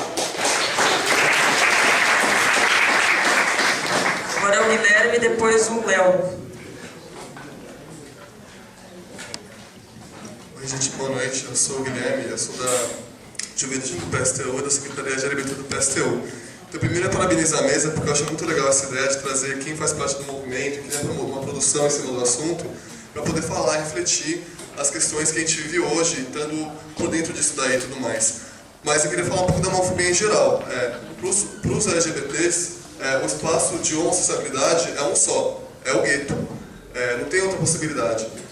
Sendo de qualquer classe que você seja, a nossa subjetividade ela é marcada pelo espaço escuro, esfumaçado e com luz de neon. A diferença é que alguns pagam para essa luz, esse fumacinha ser artificial, aquela luzinha, aquela fumacinha de gelo seco, outros não. Estão jogados e relegados a isso. Então, quando a gente trata de periferia, homossexualidade de periferia, o que é periferia se não um gueto dentro do gueto? O que é homossexual na periferia se não ele um gueto a mais dentro do próprio gueto que ele vive de segregação social? E nessa questão de centro e periferia, acho que a gente tem que colocar os nomes das coisas assim, para não ficar saindo um pouco da questão territorial. O que é o centro na nossa sociedade hoje? Falando aqui do capitalismo. O centro é a burguesia, esse é o centro. A nossa sociedade se organiza em relação a isso. É inegável falar isso, acho que é até tranquilo aqui no curso poder falar isso. Coisa que não era tranquila há pouco tempo atrás, né? Então, o nosso país, um país onde morrem 260 pessoas por assassinato porque são LGBTs, onde 250 mil mulheres morrem por decorrência de aborto mal feito, onde 400 mil negros são discriminados na periferia, pela polícia. A gente é a periferia do capitalismo. A gente está nessa periferia. E os oprimidos no nosso país sofrem muito mais com a opressão em geral, os trabalhadores. E alguém citou aqui, acho que você citou, muitas das políticas públicas. Eu concordo muito com você. A gente tem que batalhar muito para ter a união civil, a união estável, o casamento, o PLC que criminaliza, o nome social, a saúde, uma série de coisas. Mas isso tem um limite. A gente tem que batalhar isso porque a nosso Estado hoje é tão absurdo que a gente não tem os direitos mínimos garantidos. São negados direitos iguais. Isso é o absurdo. Só que a nossa briga tem que ser por uma outra sociedade, pelo fim da opressão. É impossível a gente imaginar o fim da opressão sobre o capitalismo. Enquanto existir uma classe que utiliza disso para... quanto mais você oprime, quanto mais a pessoa está subjugada, é mais fácil você explorar ela. É só ver os últimos dados, as mulheres ganham 24% a menos que os homens, os negros também 30% a menos. E mais fácil é você dividir. Acho que todo mundo que está aqui dentro hoje, que participa de um movimento social, já passou por isso. Está no movimento estudantil, ou qualquer movimento, e te olharem de cima para baixo porque você é gay, porque você é lésbica, porque você é negro, porque você é mulher. Isso divide a gente. Isso, em geral, divide a classe também na sua luta. Então, para finalizar, eu acho que é isso. Quando a gente discute essas coisas, tem que ter uma visão um pouco mais para além disso. A nossa pergunta tem que ser, queremos os direitos iguais agora, mas como é que a gente acaba com a opressão?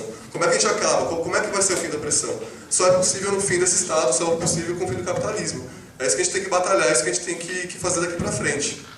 Era isso. E depois Gabriel. Eu sou o Leonardo, de Relações Internacionais. Eu só queria voltar um pouco mais para a discussão que a gente estava tendo da periferia e usar esse termo de periferia como o próprio Bruno definiu como espaço de exclusão, espaço de falta, e trazer já algo que já ficou bastante marcado, que foi aquela reportagem que saiu da Veja já faz um tempo, falando tudo ok com ser gay, ou ser gay sem neuro, sem problema, não lembro exatamente qual era a manchete, e usar essa reportagem para exemplificar justamente essas questões da favela. Em primeiro lugar, quem chegou a ler a reportagem pode ter notado, por exemplo, que os gays que apareciam na reportagem eram majoritariamente homens, que moravam em bairros nobres de São Paulo e Rio de Janeiro. Então a gente já entra para essa discussão já do Brasil, tipo, o que é periferia, o conjunto nacional, como é ser gay, tipo, em Fortaleza, como é ser gay em Belo Horizonte, como é ser gay em outros lugares. Mas aí já vem logo essa primeira questão. E uma outra questão que eles atrelavam diretamente o termo ok em ser gay diretamente com a questão do consumo. Então é ok na medida que você consegue consumir determinados produtos, o que já leva a gente para outra questão, que é o que já está ficando em moda falar, que é a homonormatividade. Então, se você segue determinados padrões, você está ok, você está aceito. Então, determinados padrões não só físicos, como de consumo, como estéticos. Mas daí a gente vem para a questão que realmente que vem do ponto da questão da periferia, ok, estava tudo bem para aqueles gays daquela reportagem aparecer ser gay de fato, ou não? Qual era o espaço que mesmo aqueles gays que participavam de grupos privilegiados na sociedade, aonde que eles apareciam de fato? Quando que eles podem se posicionar e falar publicamente sem que a primeira identidade deles seja necessariamente essa imposta de a minha primeira identidade eu sou Leonardo, eu sou homossexual, então eu vou falar sem eu ter esse direito de decidir qual vai ser a minha identidade primária e de onde eu quero falar. Então era mais isso, para continuar nessa discussão o que é periferia e como tem várias possibilidades de se entender periferia. Obrigado.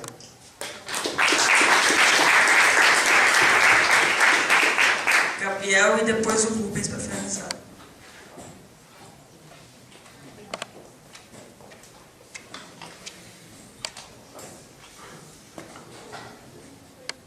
Olá, meu nome é Gabriel. Eu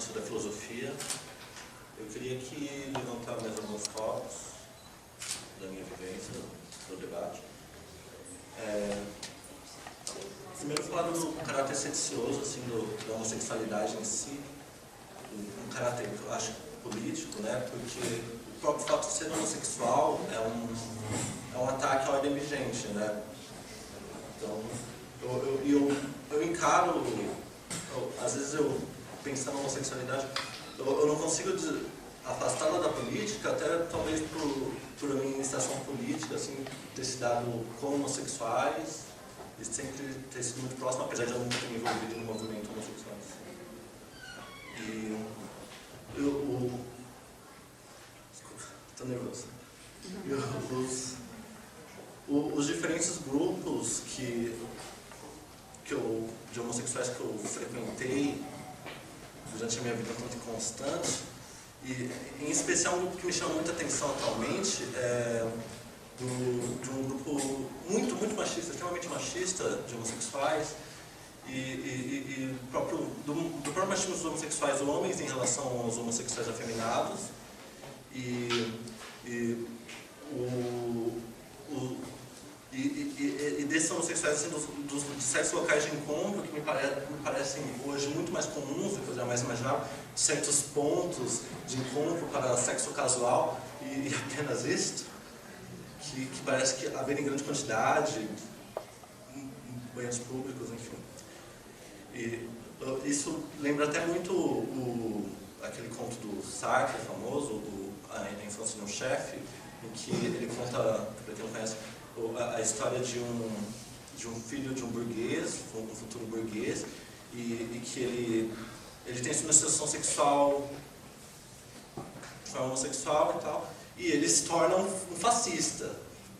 É bem ilustrativo nesse sentido.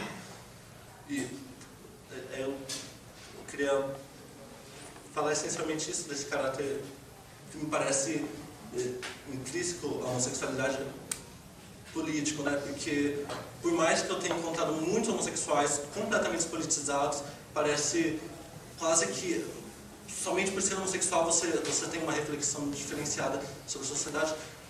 Isso é uma coisa que eu tenho pensado apesar de eu. Enfim, estou muito nervoso.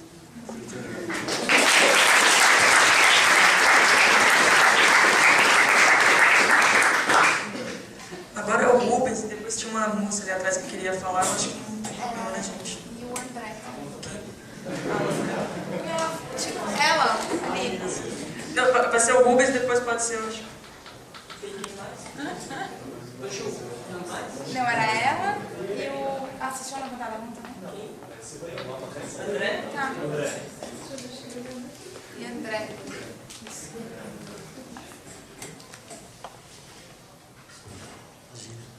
Oi gente, meu nome é Ruben, eu não sou estudante de Ciências Sociais, tampouco da área de Humanas, não vivo na FEFELOTE. Obrigado. Primeiro eu queria parabenizar a mesa, acho que trazer esse debate para dentro da universidade é fundamental para que a gente traga essa discussão, principalmente no contexto da periferia. Eu sou da Faculdade de Saúde Pública, eu estudo nutrição, e o contato que eu tenho com as Ciências Sociais é as Ciências Sociais e Saúde, que acho que vocês inclusive abordam dentro do curso de vocês de alguma forma. E dentro da minha faculdade existe algumas linhas de pesquisas que trabalham com a questão da homofobia como uma questão de saúde pública, né? E nessa perspectiva, eu acho que tem tudo a ver a gente discutir agora a questão do espaço urbano nesse tema. Primeiro, eu gostaria de colocar dois pontos. Eu gostaria que vocês desenvolvessem um pouco melhor quais são os fatores que estão envolvidos nessa diferenciação de espaços de sociabilização de homossexuais entre centro e periferia. Porque essas coisas, se você observar, não é uma coisa que só acontece aqui em São Paulo. Porque dentro do centro se concentra os maiores espaços de sociabilidade. Mas se a gente olhar para outros estados e também para outros países, como, sei lá, a Espanha, em que os espaços de homossocialização se dá no centro, inclusive tem um nome, uma cidade chamada Chueca, que é famosa no mundo inteiro, que, enfim, gira uma quantidade de dinheiro gigantesca também com esse fundo capitalista. E uma outra questão também é quais são os fatores que estão envolvidos que deprimem os espaços de sociabilização dentro da periferia. Nessa perspectiva, a gente começa a perceber que são variáveis que, quando a gente olha para essas questões, só se complicam. Pela complexidade da periferia, mas também pela complexidade que a homofobia e que as relações homoafetivas se dão na sociedade hoje. A gente vê agora, por exemplo, hoje, não sei se vocês viram, mas a presidente Dilma vetou o kit gay que foi chamado pelo Ministério da Educação para distribuir nas escolas. Por outro lado, semana passada a gente teve uma marcha em Brasília que contou com mais de 5 mil pessoas reivindicando seus direitos, e mesmo assim um grupo de evangélicos ainda se reivindicam dentro do plenário, dentro das instâncias governamentais do Brasil, reivindicando que a presidente Dilma vede qualquer tipo de avanço nesse sentido. Eu também sou da militância do PSOL, do Partido Socialismo e Liberdade, e a gente constrói um jornal pela sua militância, chamado Juntos, que nessa edição tem a capa que é sobre esse tema, que discorre um pouco e também discute a questão das últimas decisões do STF e também sobre a causa LGBT no Brasil. A gente está vendendo esse jornal aqui com os estudantes também das ciências sociais, ou então falem comigo. O custo dele é de R$2, a preço de custo, e que a gente consiga trazer para esse debate também, para que a gente divulgue isso para a maioria dos estudantes como uma forma política, um mecanismo político de discussão que também é o jornal. Muito obrigado, desculpa se eu me excedi aí. Tchau.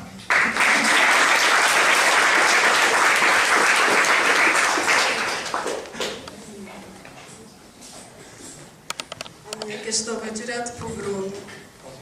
Marli, você falou muito em provocação, né? E eu, assim, queria te fazer uma provocação também, porque eu acho que isso está no título da mesa e, de alguma forma, como você tinha uma pesquisa, né, etnográfica que envolvia essa temática, você ficou todo o tempo, né, tocando nessa questão da periferia, centro-periferia.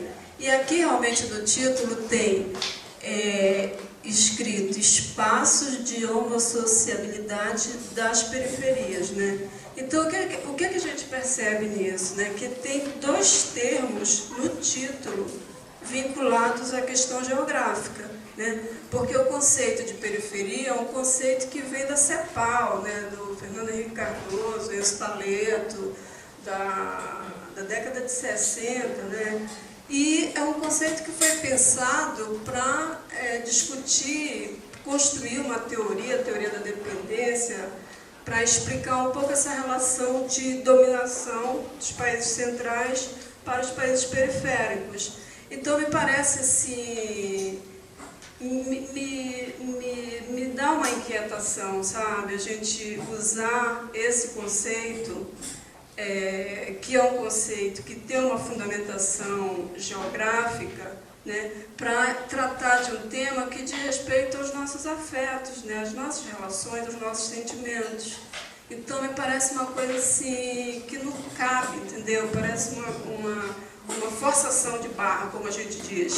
E esse conceito e a geografização do discurso nas ciências sociais é uma coisa muito problemática, para usar mais uma palavra que você repetiu muito, porque realmente parece que a gente esqueceu uma outra dimensão, que é o outro polo, né, do espaço, que é o tempo, a categoria tempo. Então, aí eu vou colocar uma interrogação. Será que não seria o caso da gente pensar mais a questão da sexualidade, todas essas outras dimensões, a homo, a hétero, de uma perspectiva mais temporal do que de uma perspectiva geográfica? Porque aí a gente vai para a Grécia, né? A gente vai para Roma, né? E aí a gente vai descobrir talvez coisas muito interessantes na filosofia, na história, né? Das nossas relações, das nossas intimidades, da nossa vida pública e privada, que essa polarização centro-periferia nos impede de fazer esse percurso, sabe? Eu acho isso muito problemático. Eu assisti um debate há 2 semanas atrás no Ibirapuera sobre a estética da periferia, e isso também veio à tona e está muito forte, está muito presente. Faz um certo sentido, por exemplo, quando se discute música, eu acho que faz certo sentido para a música, porque você tem uma coisa da música que está lá, né, nesses cantos escondidos, né, da ocupação das cidades, das metrópoles. Mas falar da sexualidade por essa categoria me parece realmente muito equivocado, né? Aí eu estou realmente discordando de quem deu a ideia para a mesa, discordando da interpretação, porque acho que a gente tem que pensar de forma criativa os desafios que estão colocados com novas categorias também, com outras perspectivas de abordagem de interpretação, né? Tá?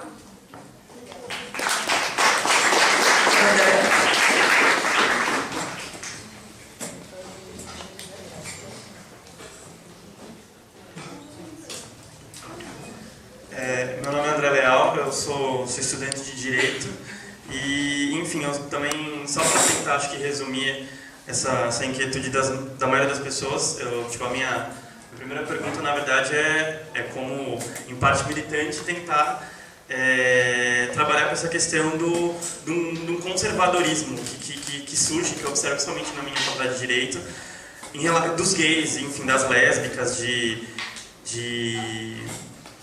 tratar essa questão, seja qualquer luta política, principalmente de minorias sexuais, como algo secundário, desnecessário, enfim, que para eles é uma grande perda de tempo e ainda, além disso, reprimindo as outras pessoas, sejam elas militantes ou mesmo gays pobres, ou enfim, essa questão dessa discurso agora, né, desse conservadorismo que está surgindo entre a comunidade LGBT. E além disso, a Yasmin falou, enfim, da mesa opressora e eu também concordo, sou de um projeto de extensão. A gente se pauta pela questão da educação popular e a horizontalidade, a gente usa até o próprio teatro do oprimido como uma das bases. E aí, eu queria saber de você como que eu posso, porque a sua pesquisa foi pesquisa de intervenção. Então você fez uma oficina, você chegou lá, né? Não foi entre aspas, assim, como eu posso dizer, um diálogo.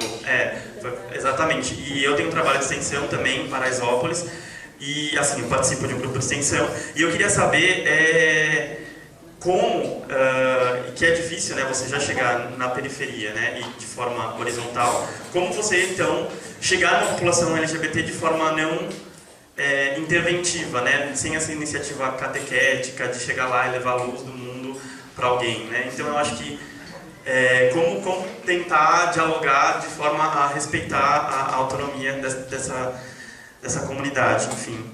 E além disso,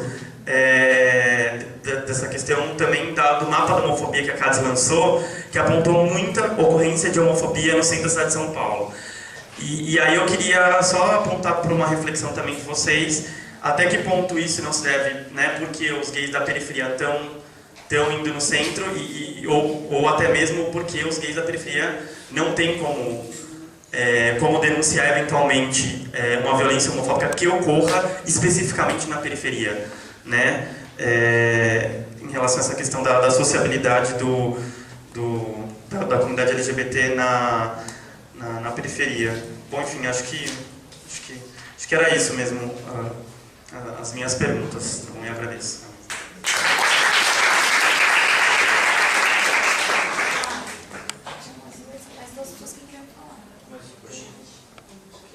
A gente está com um tempo um pouco apertado, que já é quase 7 horas. Se for uma intervenção um pouco rápida, mas a gente vai realmente encerrar a inscrição agora, gente. Porque senão quem quer mais quer falar? São quantas pessoas? Pode vir. Mas eu só peço que seja um pouco breve para a gente poder encerrar até as 7h15.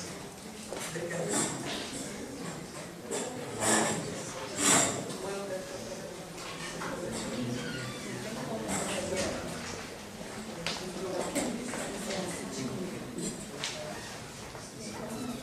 Oi, tudo bem? Vou tentar ser breve. Eu também não sou da FEFELESH, mas estou estudando as Ciências Sociais da PUC São Paulo.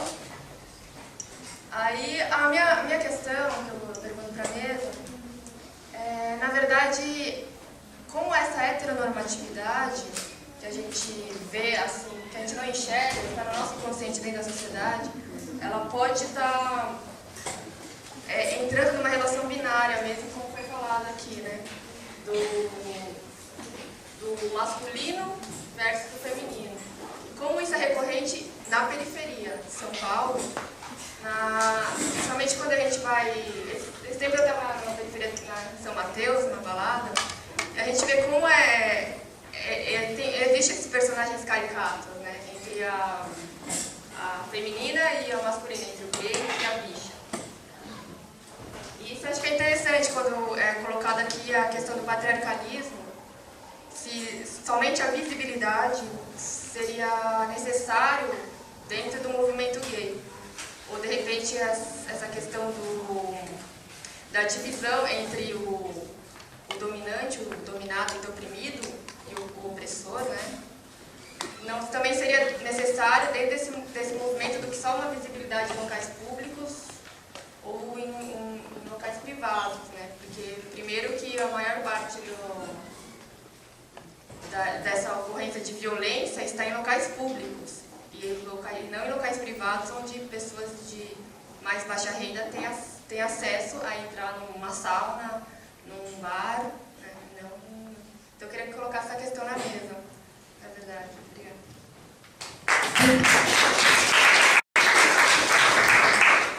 A gente vai inverter agora a ordem, começa pelo Bruno, depois iremos para Yasmin.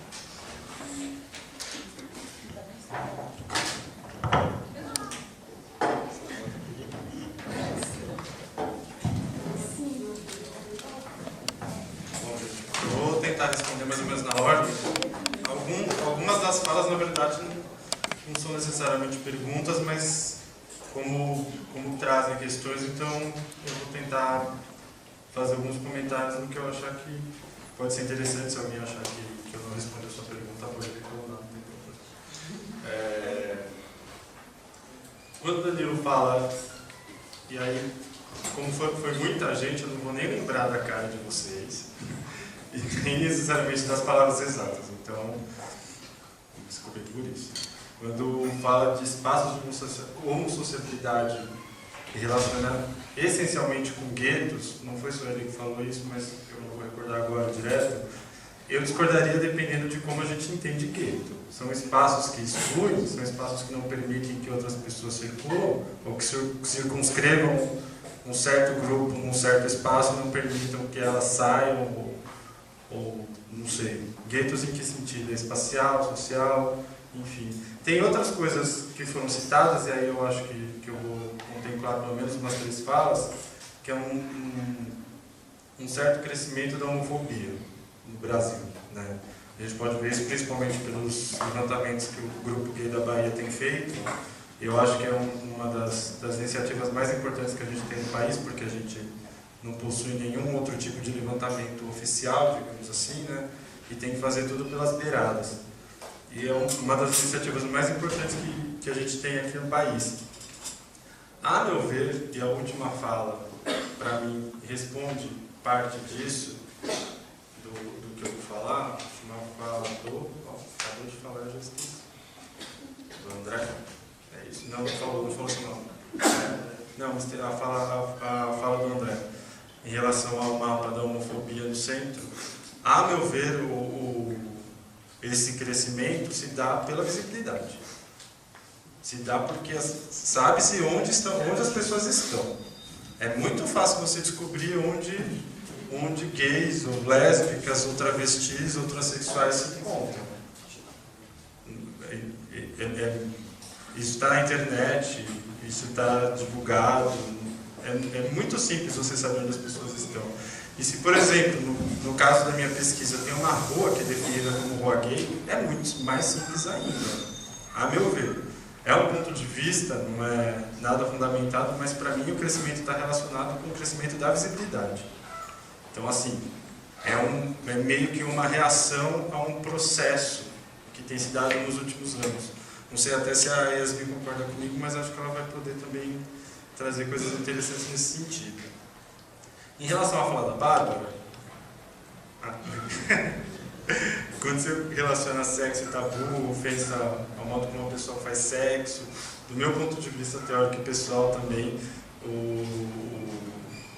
a ofensa que a homossexualidade pode causar e a reação da homofobia não tem necessariamente a ver com como as pessoas fazem sexo, mas outras coisas que estão relacionadas a isso. Então, a ideia que se tem do que é ser gay, ou do que é ser homossexual. tem um texto que é muito interessante do historiador, chamado Amilcar Torrão Filho, que relaciona a homofobia e misoginia. Para mim, ele é um insight muito genial, assim, que está no Pagu, é muito fácil de encontrar, se chama Uma Questão de Gênero, e a relação que ele faz é a homofobia tá ligada à visão negativa que você tem da mulher, ou de uma certa ideia de feminilidade. Então, homofobia e misoginia estão mais próximas do que separadas. E se a gente for pensar, não lembro agora quem citou, mas um certo machismo do movimento homossexual, histórico inclusive, e descrito em algumas pesquisas, ele está relacionado também com uma certa construção que se fez do homossexual masculino padrão, historicamente. E de como as pessoas afeminadas são discriminadas e ridicularizadas. São alocadas numa chave do errado, do anormal, do negativo. Quer dizer, você não pode dar pinta porque senão você não é gay. Você é bicha quaquá, você é bicha poc-poc, você é marica, você... Tem um monte de classificações. Por outro lado, há um processo de afirmação, houve pelo menos, de você tomar essas palavras que são, no início, como viado, bicha, ofensivas, para se dizer, eu sou viado, eu sou bicha, com uma certa forma de se afirmar em relação ao preconceito. Aqui, no Brasil, isso não foi muito para frente, mas é semelhante ao processo que se deu com a palavra queer, de estranho, anormal, e de repente ter um significado mais positivado.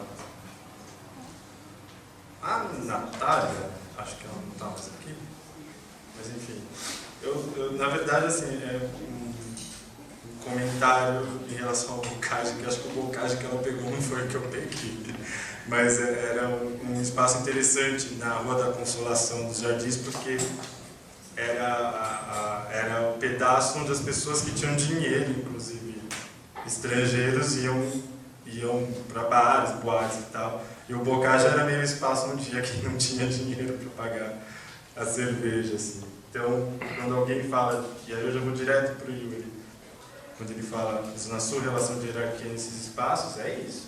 Né? Mesmo, eu tenho 5 minutos, não vai dar para responder nada. Mesmo espaços, essa é a reportagem que eu citei da Júnior, é significativa. Os espaços que estão na periferia, eles são exóticos, eles são estranhos, eles não são legais. Eles são esquisitos. Você pode ir lá para ver alguma coisa muito diferente. Né? E mesmo em alguns espaços que existem no centro, também são assim. E aqui, quando eu falo de centralidade, eu estou generalizando muito, porque eu estou pensando especificamente na minha pesquisa na Frecaneca, mas a gente pode pensar no Largo do Aroche e não pensar necessariamente numa centralidade. Lá é um espaço que congrega muitas pessoas que vêm da periferia, que pegam o metrô, a linha vermelha, e vão lá para... São pessoas de menor poder aquisitivo. O caso da Louca, eu acho que tem muito a ver também com uma certa mudança em relação ao Glória, não tenho certeza. Mas parte dos frequentadores foi para um outro lugar, mais com status maior, e aí deixou aquele que ficou muito popular.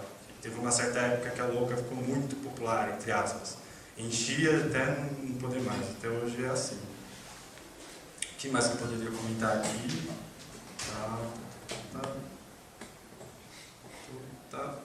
O que o Léo da RI se referiu à Veja, eu não sei nem se eu deveria comentar a Veja, porque assim, é esperado o que ela faz, né?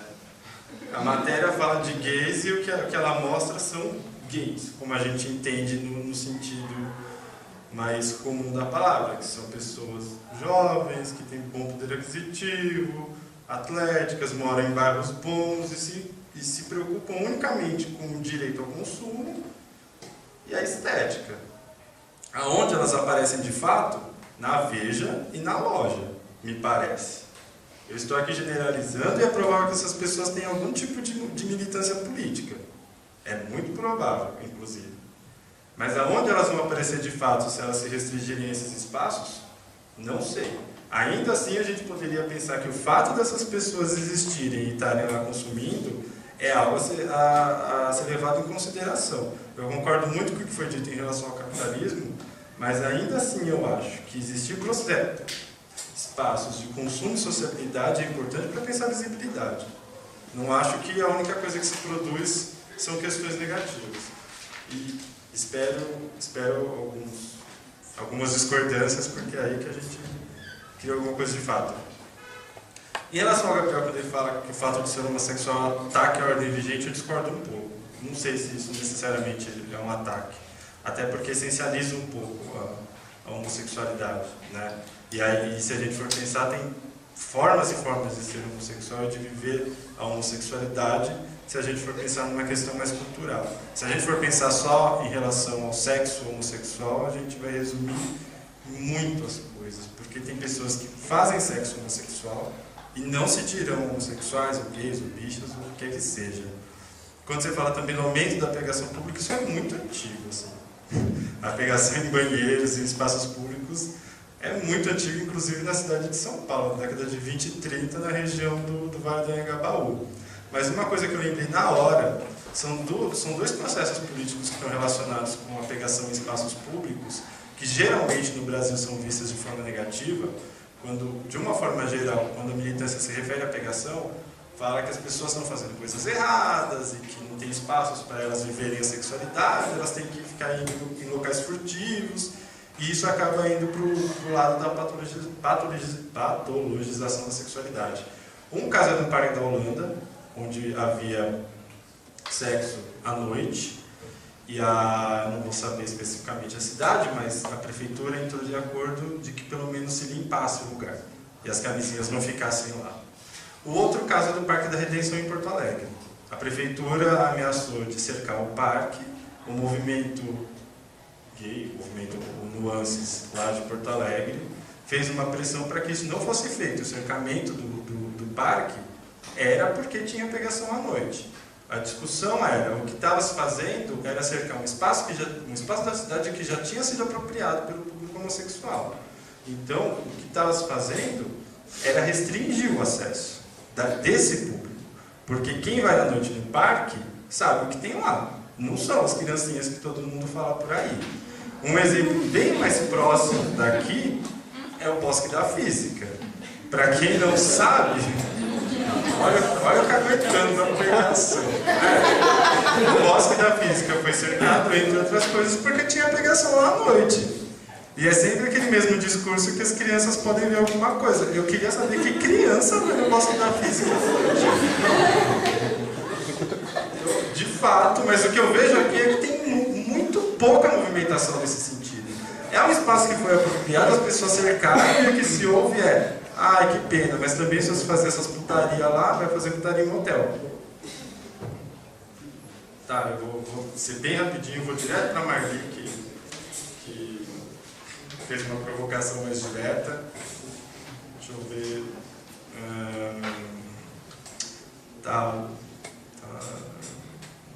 O Rubens tinha perguntado de fatores envolvidos que reprimem os espaços na periferia.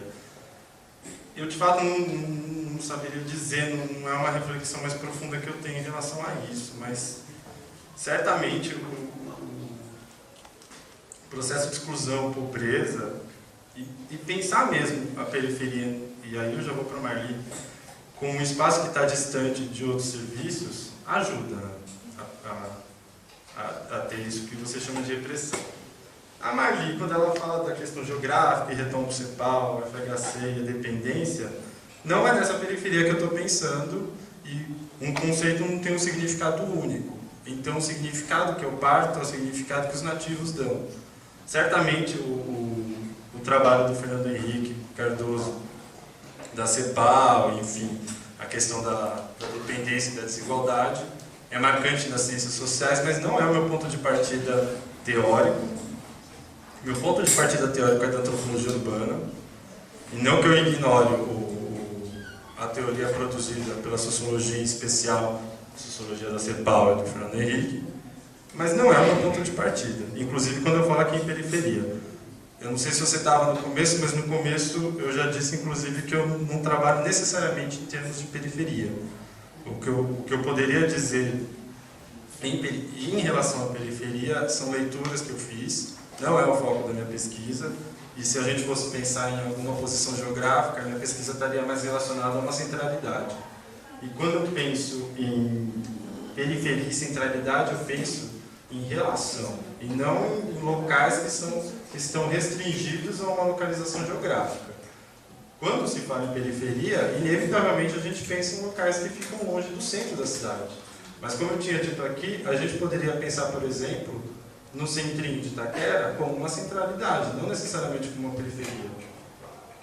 E eu discordo de você quando você fala que a gente tinha que sair disso que você chama de geografização no discurso das ciências sociais e pensar na sexualidade temporal e retoma Grécia e Roma, porque se a gente for pensar em homossexualidade, a gente não pode pensar necessariamente em Grécia e Roma, a não ser que a gente pense apenas em práticas.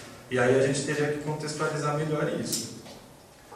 E, de fato, assim, o foco da minha pesquisa é esse. Tem aspectos de geografia e tem aspectos de sexualidade. E eu tento trabalhar, inclusive, com duas abordagens teóricas diferentes relacionadas.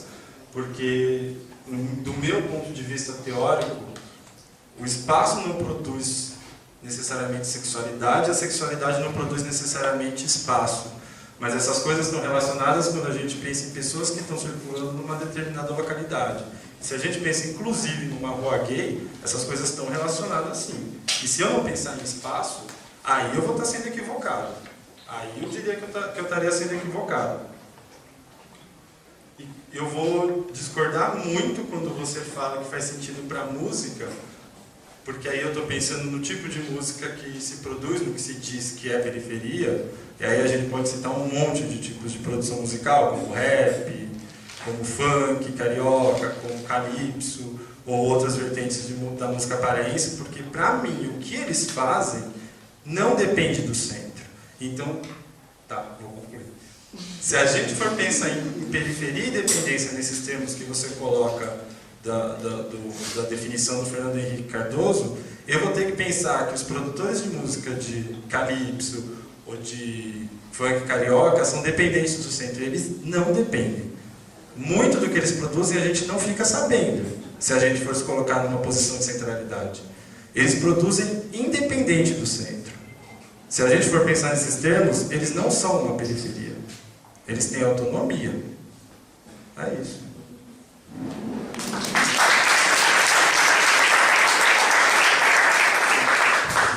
Boa noite, alguém ainda está aí, assim? Todo mundo está absorto já está com a cabeça na cama ou então no bar. Eu estou com fome. É porque pensar dá fome. Por isso que as crianças que não têm alimentação de qualidade não aprendem muito. É um problema social, né? Eu anotei um monte de coisa, porque eu não consigo, assim, anotar um monte de coisa. Vou tentar ser breve, certo? Eu estou demorando só porque eu estou pensando numa estratégia. Primeira pergunta falou sobre homofobia, né? Pergunta, exposição, fala sobre homofobia. E aí, sobre homofobia, eu penso que eu disse, assim, que é importante a gente criminalizar, não é a melhor opção, mas é importante porque se a gente não criminalizar, a gente não vai barrar essas pessoas que estão achando que podem tudo.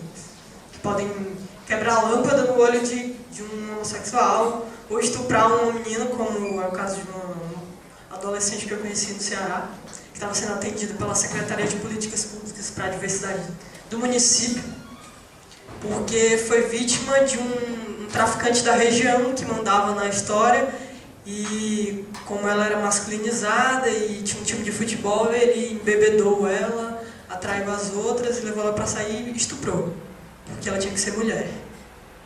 Ele a fez mulher. E aí, assim, como a gente barra isso? Com lei, né? Infelizmente. Antes fosse com consciência social, mas consciência social não se aplica, né? É velho esse ditado, mas ainda é funcional. E aí, alguém falou das caixinhas. Sobre as caixinhas, eu posso até responder várias outras perguntas, porque o que eu penso das caixinhas antes eu cheguei à conclusão de que eu era uma pessoa livre. Aliás, eu sou uma pessoa livre, então eu posso exercer a minha sexualidade como eu quiser. E eu acredito que seja legítimo nós assegurarmos essa liberdade no outro. Mas para isso é necessário que a gente visibilize que existem outras maneiras de fazer sexo e de se identificar sexualmente que é a pré-estabelecida. Por isso há essa necessidade do sujeito identificado, do sujeito qualificado, do sujeito dotado de características e com um nome bem grande, luminoso e em neon. É a visibilidade que abre espaços e que assegura a diversidade, não a invisibilidade e o subtexto, né, da coisa. E aí falando sobre as relações hierárquicas nos espaços da periferia, como é que funciona isso, né? Hierarquia, a gente pensa em hierarquia. Hierarquia é poder, né? A gente vive numa sociedade onde as pessoas disputam poder em todos os lugares. O que seria disputar esse poder? Disputar esse poder para dominar o outro, disputar esse poder para poder exercer a minha liberdade, disputar esse poder para ter grana e ser patrão. Como é que a gente procede, assim? Eu vejo que, tanto no aspecto sexual como em todos os outros, a gente está disputando poder. E espaços onde o poder está concentrado, porque o poder transforma, né? Tanto para o lado positivo, construtivo, como para o lado destrutivo. Eu posso dizer que, atualmente, o movimento LGBT e seus sujeitos políticos expressos em conselhos, por exemplo, o Conselho Nacional de Saúde, a LBL faz parte. Tem uma conselheira do Conselho Nacional de Saúde que é da LBL, que é a Lourdinha Rodrigues, socióloga. Então, assim, ela está lá imprimindo um feminismo dentro de um espaço de disputa de poder. Um espaço que consolida políticas públicas. Então, assim, de que maneira a gente ocupa esses espaços? De que maneira a gente, de repente, diz que um espaço da periferia é chinfrim, porque o da Frecaneca não é? O que é que diz, o que é que qualifica ou desqualifica um espaço? Para mim, o que qualifica e desqualifica um espaço são as pessoas que frequentam ele. E aí as pessoas que frequentam os espaços dos ricos são os ricos. As pessoas que frequentam os espaços dos pobres e dos emergentes são os pobres e emergentes. Então, assim, está bem estrito e clássico desenho da desigualdade social. Assim, então ela vai indicando, ela vai orientando todas as relações, sejam elas sexuais, sejam elas políticas, sejam elas econômicas, culturais, e a gente tem que ver onde é que a gente interfere nisso. A minha preocupação maior é isso. Como a gente luta contra uma desigualdade de classes, que parece até demodê também, né? Poxa, luta de classe, Karl Marx lá nas quebradas e tal. Pô, a gente é tão conservador assim. Então é um avanço para 50 retrocessos. Né? É uma mulher na presidência dizendo que o kit gay não pode ir para as escolas, entende? É muito contraditório, mas é natural do ser humano ser contraditório, né? Dizem. A gente naturaliza tudo. E aí, assim, o que eu penso é isso. E aí, só para fechar, assim, quando eu fui pesquisar, uma das coisas que guiou a minha pesquisa e intervenção foi a certeza de que eu não ia lá catequizar ninguém. Até mesmo porque eu sou ateia. E até mesmo porque eu penso a partir de uma pedagogia libertária mesmo, em todos os espaços. E aí eu fui aberta para sofrer e me alegrar com todas aquelas experiências que eu estava compartilhando e vivenciando e aprendendo. E aí eu aprendi muitas coisas, mas eu fiz questão de levar o conhecimento que eu tinha de uma maneira traduzida e acessível, com um linguajar mais popular, não hermético como o da gente, para essas pessoas terem consciência de que elas têm direitos e que existem mecanismos e leis orgânicas municipais, no caso de Fortaleza existe uma, que podem ajudá-las a reivindicar seus direitos, a denunciar um crime, a se defender. Então, assim, é mais uma questão de justiça mesmo. Então, a minha pesquisa, ela tanto se propõe a refletir sobre essa intervenção da heterossexualidade obrigatória, como se propõe a expor e divulgar como essas pessoas reagem, porque elas têm muito a dizer. Então, assim, se eu tiver outra oportunidade de expor mais a pesquisa, eu vou expor principalmente os depoimentos dessas pessoas. Foram vários depoimentos e eu escrevi muito sobre os depoimentos, mais do que sobre os autores que eu li. Fiz questão. Me perdoem. E aí a perspectiva temporal, assim, foi uma coisa que me marcou muito. Eu pensei logo na linha do tempo, né? Todo mundo lembra daquela linha do tempo. Início, aí vem. Será que é assim? Será que não teve onda? Será que não teve um monte de buracos e cortes e fendas? Será que a gente não pegou o bonde andando? Então, assim, a história não é linear, no meu ver. E, assim, a história que a gente conhece é uma história reduzida, ocidental, eurocêntrica, que não me agrada, porque eu não sei nada dos incas, dos maias e dos astecas, porque foi lançado agora uma coletânea sobre a história da África. Então, assim, o que é que a gente sabe sobre as outras coisas, sobre as diferenças? A gente sabe de um ponto de vista europeu, racional, metódico, é isso que a gente sabe.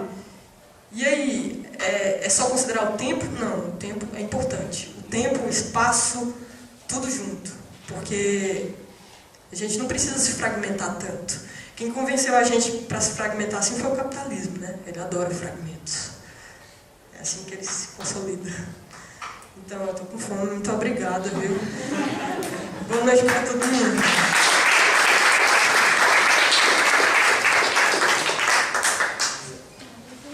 Gente, eu agradeço em nome do Centro Acadêmico e a todos aqui que estão organizando a semana, Yasmin e o Bruno, por terem comparecido e feito esse debate. Se quem puder aguardar mais um pouquinho, a gente vai sortear as revistas.